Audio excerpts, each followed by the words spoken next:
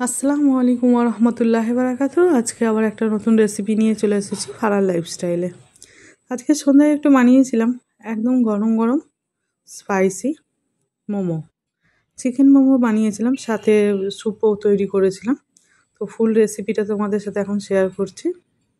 তো দেখতেই পাচ্ছ কত সুন্দর হয়েছে আমার মোমোগুলো। তো প্রথমে আমি ইন্ডাকশানটাকে অন করে নিয়েছি, একটা প্যান বসিয়ে দিয়েছি, সামান্য একটু তেল দিয়ে দেবো, দিয়ে আমি একটু পেঁয়াজ কুচি আর দিয়ে দেবো একটু মাংস দিয়ে এটাকে আমি ভালোভাবে একটু ফ্রাই করে নেব। কিছুক্ষণের জন্য ফ্রাই করতে হবে যাতে মাংসের কাঁচা গন্ধটা চলে যায়, পেঁয়াজটাও সাথে লাল হয়ে যাবে মাংসের সাথে। তারপর আমি এটার মধ্যে মশলা দিয়ে দিচ্ছি, এটা ছিল একটু চিকেন মশলা। দেখো ভালোভাবে তেলের ওপরেই মাংসটাকে কষিয়ে নিতে হবে। তারপরে দিয়ে দিচ্ছি একটু আদা রসুন বাটা, আদা রসুন বাটাটাও মাংসের সাথে ভালো করে মাখিয়ে নিতে হবে। গ্যাসের ফ্লেমটা একদম মিডিয়াম রাখতে হবে যাতে করে ভাজার সাথে সাথে এটা সিদ্ধ হয়ে যায়।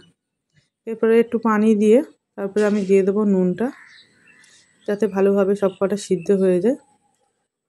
নুনটা দিয়ে আমি চাপা দিয়ে কিছুক্ষণের জন্য রেখে দিয়েছি। তারপর আমি মোমো যেটা তৈরি করব সেই জন্য নিয়ে নিচ্ছি কিছুটা আটা, তারপরে দিয়ে দিচ্ছি একটু নুন, দিয়ে দেবো একটু রিফাইন অয়েল। ভালো করে ময়দাটাকে মাখিয়ে নেবো, প্রথমে ময়াম করে নেব, তারপরে অল্প অল্প করে একটু পানি দিয়ে দেবো, ভালোভাবে মেখে নিতে হবে। এই আটাটা খুব বেশি নরম হবে না আর খুব বেশি শক্তও থাকবে না, মিডিয়াম করে মেখে নিতে হবে। তো এর মধ্যে আমি একটু দিয়ে দিয়েছিলাম ধনেপাতা কুচি আর একটু দিয়ে দিয়েছিলাম চিলি ফ্লেক্স। তারপরে ওপর থেকে একটু সাদা তেল নিয়ে রেখে দিয়েছিলাম কিছুক্ষণের জন্য। তারপর আমি ফের ওই কড়া থেকে মাংসটা নামিয়ে নিয়েছিলাম, নিয়ে যেহেতু স্যুপ বানাবো সেহেতু অল্প মাংস দিয়ে দিয়েছিলাম একটু রসুন কুচি, আদা রসুন বাটা, আর দিয়ে দিচ্ছি সব সবজিগুলো। ভালোভাবে সেগুলোকেই আমি একটু ভেজে নেব। এটা খুব বেশি ভাজতে হবে না, অল্প একটু ভাজলেই হয়ে যায়। মাংসের কাঁচা গন্ধ আর আদা রসুনের যে গন্ধটা এটা যেন চলে যায়। দেখো ভাজা হয়ে গেছে, ওপর থেকে একটু গোলমরিচ গুঁড়ো আর দিয়ে দিয়েছি একটু নুন।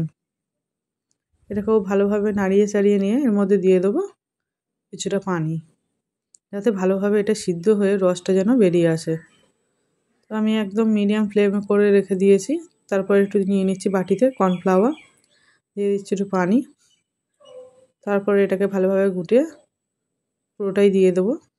দেওয়ার পর এটাই ঢাকনা চাপা দিয়ে কিছুক্ষণের জন্য রেখে দেবো। একদম গ্যাসের ফ্লেমটা মিডিয়াম রাখবো, যেহেতু স্যুপ মতন করব, জলটা শুকিয়ে গেলে হবে না। তারপর আমি আমার আটাটাকে ছোট ছোট ডো করে নিয়েছি, নিয়ে ছোট ছোট সাইজে বেলে নেব। একটু পাতলা পাতলা করে বেললে কি হয়, জিনিসটা খেতে খুব নরম হবে, সেই জন্য একটু পাতলা করেই বেলবো। বাড়িতে চটজলদি এরকম কিছু জিনিস থাকলে ঘরে তৈরি মোমো খেয়ে নেবেন, খুব সহজ উপায়ে বানানো যায়।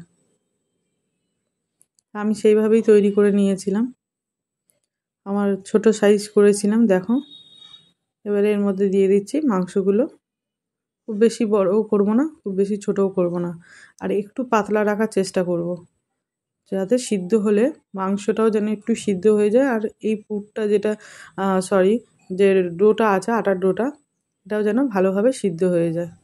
তো একটা চালন নিয়ে নিয়েছি, এর মধ্যে আমি একটু সাদা তেল মাখিয়ে নিচ্ছি, নিয়ে এটার মধ্যেই আমি সিদ্ধ করতে দেবো।